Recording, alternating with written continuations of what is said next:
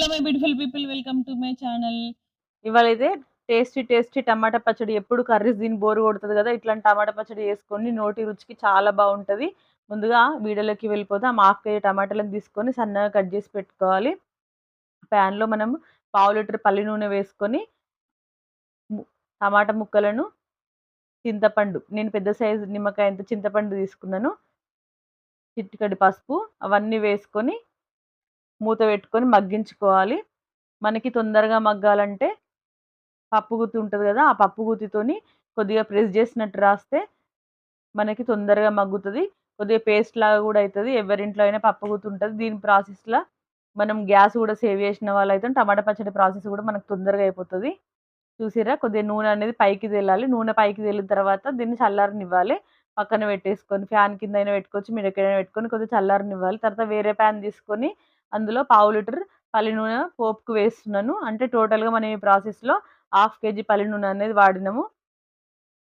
1½ tea spoon ఆవాలు, 1½ tea spoon జీలకర్ర, 5 నుంచి 7 ఎండుమిర్చి, 3 రెమ్మల కరివేపాకు, ఇవన్నీ వేసుకొని పోపు పెట్టుకుంటున్నాను. ఇది కూడా చల్లగా కావాలి. అంటే ఇది కూడా మనం పక్కన పెట్టేసుకోవాలి. ఫ్యాన్ కింద పెట్టేసి కూడా తొందరగా చల్లగా అయిపోతుంది. ఇప్పుడు ఇది మనం మసాలా తయారు చేసుకోవాలి కదా. ఇప్పుడు డ్రై రోస్ట్ చేసుకోవడానికి 1 టీ స్పూన్ జీలకర్ర, హాఫ్ టీ స్పూన్ మెంతులు, ఇవన్నీ డ్రై రోస్ట్ చేసుకొని పౌడర్ చేసి పెట్టుకోవాలి.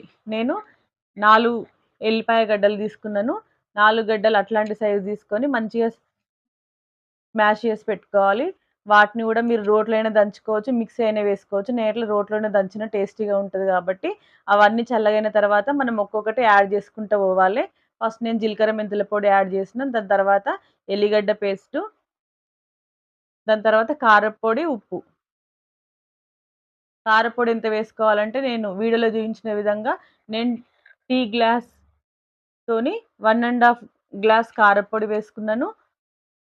1 గ్లాస్ కంటే కొంచెం తక్కువ ఉప్పు వేసుకున్నాను. చూసిరా, వీడియోలో కనిపిస్తుంది మీకు క్లియర్గా. ఇవన్నీ వేసుకొని బాగా కలుపుకోవాలి. ఎందుకంటే కలుపుకునే ప్రాసెస్లో మనకి ఉప్పు అనేది తొందరగా మనకి అందులో డిజాల్వ్ అయిపోతుంది, అంటే కరిగిపోతుంది. దాని తర్వాత పోపు అనేది వేసుకోవాలి. ఇవన్నీ కూడా చల్లగైనాకనే యాడ్ చేయాలి. వేడిగా ఉన్నప్పుడు యాడ్ చేయదు. వేడిగా ఉన్నప్పుడు యాడ్ చేసిందంటే మనకి నల్లగా అయిపోతుంది పచ్చడి, ఫ్రెష్గా అనేది కనిపించదు. మీరు ఫ్రిడ్జ్లో పెట్టుకుంటే అయితే 2 మంత్స్ కూడా ఉంటుంది ఈ పచ్చడి. మీకు అర్థమైందని అనుకుంటున్నాను. మీకు అర్థమైతే మీరు కూడా ట్రై చేసి నాకు కామెంట్ చేయండి ఎట్లా వచ్చిందనేది టేస్ట్. ఈ పచ్చడి 1½ 2 మంత్స్ అయితే చాలా బాగుంటుంది. Bye guys.